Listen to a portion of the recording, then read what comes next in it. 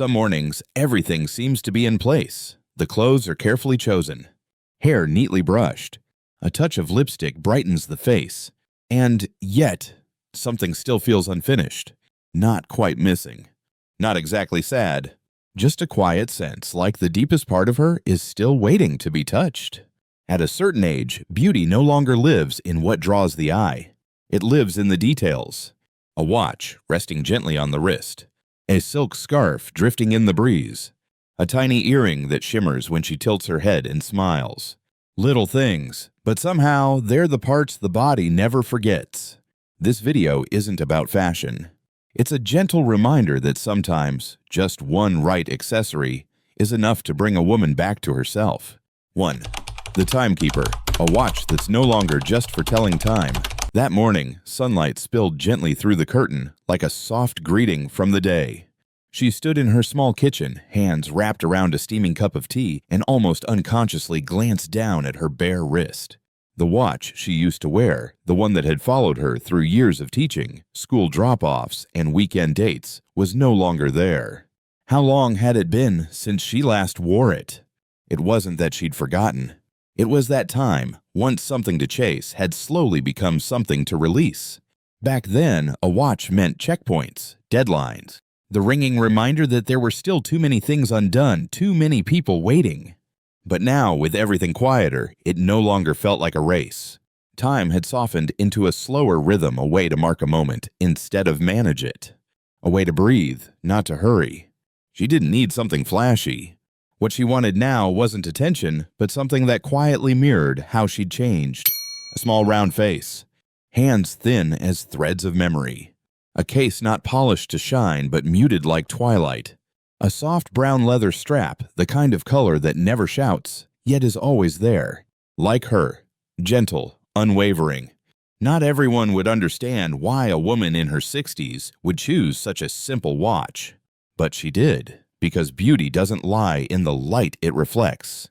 It lies in how it makes her feel present, not to keep up with the world, but to live deeper with each beat of her own heart.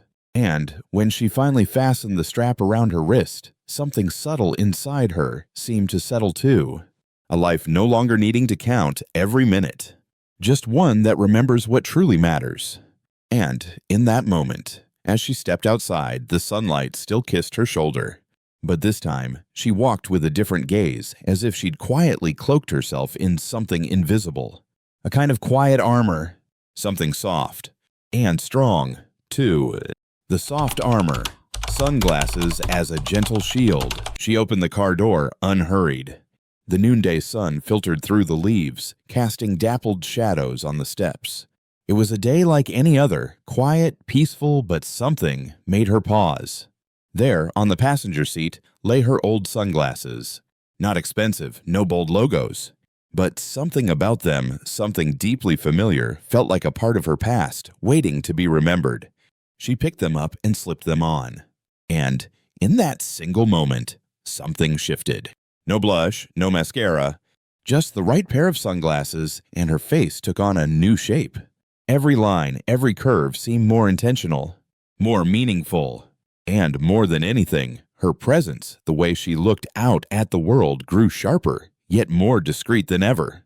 Sunglasses aren't just for blocking the sun. They're a boundary, a quiet space between her and the chaos outside. A kind of sacred distance she'd finally learned to claim, after years of living for others. The slim frames hugged her nose just right, weightless as a breath. The lenses, a soft smoky gray, soothed the eyes without blurring the world. Not the harshness of black, not the heaviness of old brown, but a tone that knew how to speak with time. Some days she wore only a white t-shirt, soft jeans, her hair in a loose bun, and no lipstick. But that pair of sunglasses, just that alone, cast a gentle halo around her presence. Not flashy, not seeking attention, but impossible to overlook. And in that way, sunglasses became part of her essence. No need for introductions, no need for makeup. Just the quiet strength of stepping out with shielded eyes and unspoken confidence. She didn't need to be seen, only to be felt just as a woman over 60 deserves to be. And as she stepped out of the car, the sunlight still poured down. But this time, it didn't make her squint. It simply made the silk scarf in her bag flutter like a soft breath, waiting to be released. 3. The whisper of silk, a scarf that speaks softly but lingers long. That afternoon, the breeze was gentle. Not cold, just enough to make her reach for something soft. In an old wooden drawer, tucked among forgotten things, she found the small silk scarf. Its colors had mellowed with time, no longer as vivid as when she first bought it, but the fabric was still smooth like breath against skin. She folded it gently, wrapped it loosely around her neck, and as she stepped into the garden, with birds calling in the distance and green grass brushing her hem, the scarf danced with her every movement, not just an accessory but a part of her spirit being set free. Some accessories aren't meant to impress. They linger like a low note in a melody, resonating longer in the mind than anything that shouts for attention. Silk scarves are like that. They don't grip tightly. They don't bind. They simply drift, and that alone is enough to make someone turn and look again, like remembering a soft scent that once passed by. Every woman has her kind of silk. It's not about patterns, not just about color. It's that feeling of, this is me, when it rests around the neck, tied gently to the left, or looped through a bag handle like the period at the end of a quiet sentence. Some women suit fine stripes, others tiny florals, or sometimes just ivory white against a slate gray blouse. But whatever it is, silk is always soft. And that softness isn't weakness, it's the grace that rises beyond all the things that once made her rigid. She doesn't need a drawer full of scarves to change her look. Just one loved deeply is enough. One scarf that's been with her through cold winter winds, first solo flights, and quiet dates with herself. And today, it's still here, not new, but never old. The scarf fluttered softly as she turned to glance back at the porch. Hanging there, her leather bag, weighted like something deeper, was still inside her. Something not fashion, but the story of a life. 4. The Heirloom, a bag that's no longer fashion, but legacy. That leather bag had been with her for a very long time. It wasn't the first bag she ever owned, but it was the first one she bought for herself on a bitterly cold winter day, during a season when she decided to do something just for her. Not to carry work files. Not for any special occasion. Simply because, after all those years of giving, she realized one day that she deserved something beautiful. Something lasting. Something that didn't need a reason. It's not the kind of bag that draws gasps at first glance. No flashy logos. No overly ornate stitching. Just a well-structured shape, quietly elegant, with handles that fit her hand perfectly, and a deep brown leather, like the color of earth after rain. Over time, the leather didn't wear down, it softened into the shape of her life. The pattern of her hands. The rhythm of her errands. The mornings that held nothing more than a notebook and a red lipstick. Some days, she didn't carry much at all, but she still chose that bag like choosing an old friend who knew her best. She didn't need to bring the whole world with her, just herself, fully. And maybe that's why it stopped being fashion. It became memory you could hold. A quiet witness. The one thing she never tucked away in a drawer, just because it had aged. Choosing a bag at this age isn't like it was when she was younger. It's no longer about shapes that demand attention, but about balance with her silhouette. Soft leather that doesn't bite into the shoulder, and shades with enough depth to pair with everything, from silk dresses to oversized cardigans. Classic black, chocolate brown, or warm caramel, each hue like a facet of character, one that knows how to stay quiet and how to stay. And if someone asked why she still carried the same bag after all these years, she'd simply smile. Because she knows it doesn't follow trends, it follows her. Through every shift. Through every silence. Through a growth no one sees, yet everyone feels. The bag still rested quietly on the wooden step by the door, like a chapter of her life etched in soft creases. And, beside it, a small velvet box sat slightly open, revealing a pearl necklace once forgotten. But this time, as sunlight touched it, it no longer looked like jewelry. It began to glow in a very different way. 5. The circle of light. Pearls don't need the spotlight to shine. She found it inside an old velvet box, one she hadn't opened in years. The strand of pearls lay there, silent, still intact as the last time she touched it. It had been 10 years, maybe more. There was a time she thought they didn't suit her anymore. Too old-fashioned, she told herself, and tucked them away. But this morning, as soft light poured through the window frame, she lifted the lid again. And as the pearls brushed gently against her skin, something inside her softened too, as if a quiet glow had begun to rise, not from outside, but from deep within. Pearls aren't like diamonds. They don't sparkle. They don't demand attention with brilliance. They radiate softly like a whisper, reminding us that true beauty doesn't come from stage lights, but from the quiet strength forged through time, patience, and the grace of living gently, without noise. That strand wasn't meant to impress. It rested against her neck like a warm embrace, softening the sharpness of age along her collarbones, lifting her face without makeup or illusion. It didn't have to be natural pearls. No certificate, no appraisal. Just the right tone ivory cream, blush champagne, or smoky gray blending into skin that had known weariness, yet still carried light. And then she realized what made this necklace beautiful wasn't its perfection. It was that it had aged with her.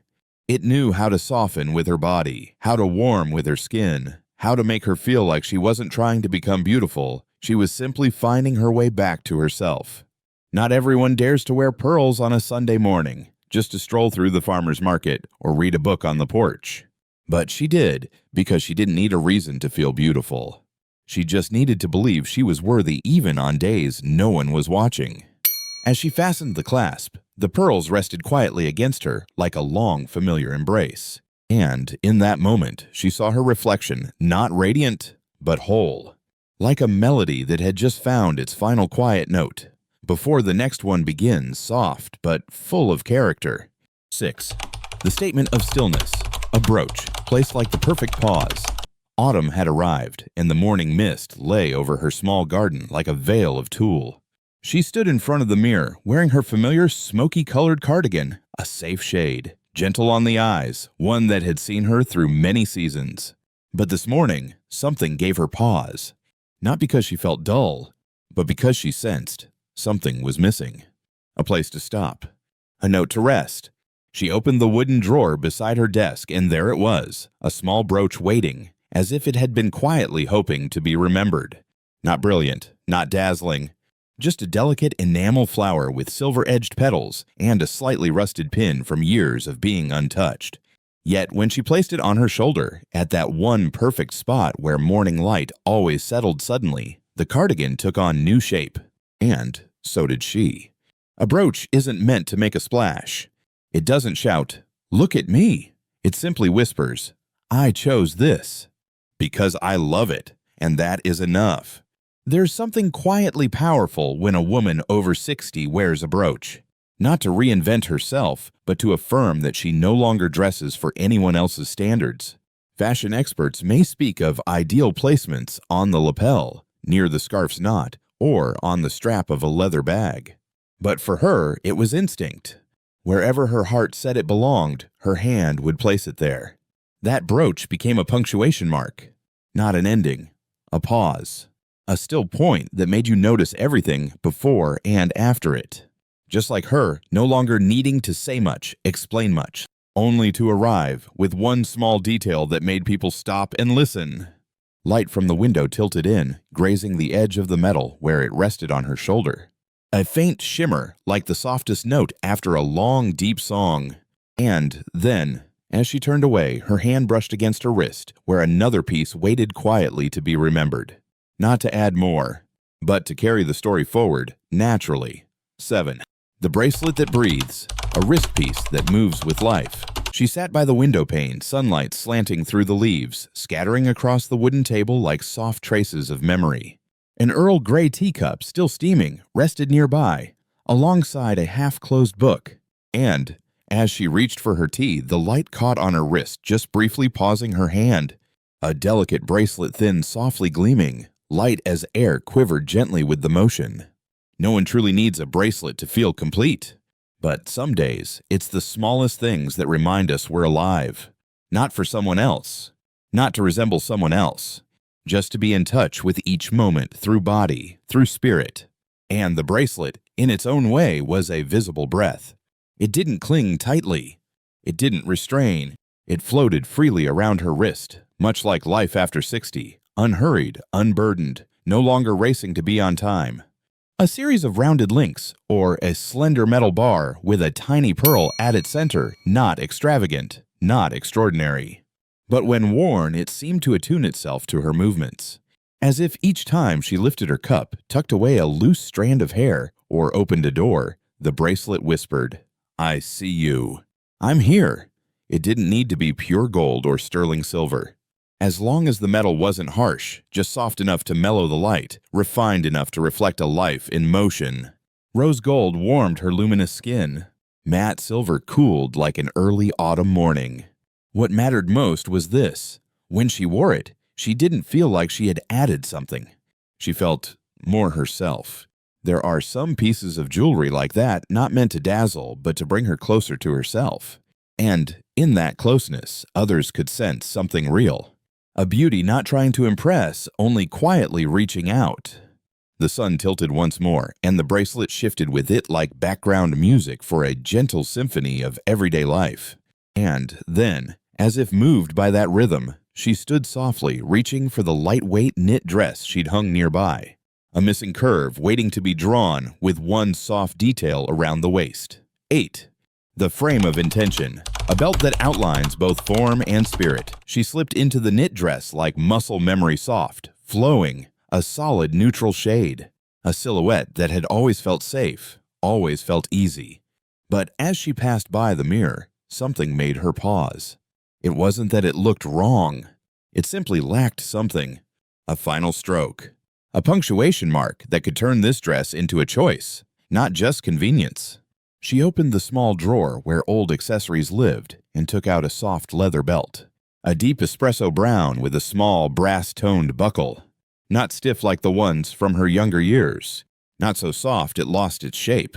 Just enough structure to gently trace a waistline no longer narrow but now shaped by years of acceptance, resilience, and quiet self-knowing. A belt no longer exists to cinch the body like it used to. It doesn't try to make her look slimmer, younger, or tighter. It exists to say, I am intentional.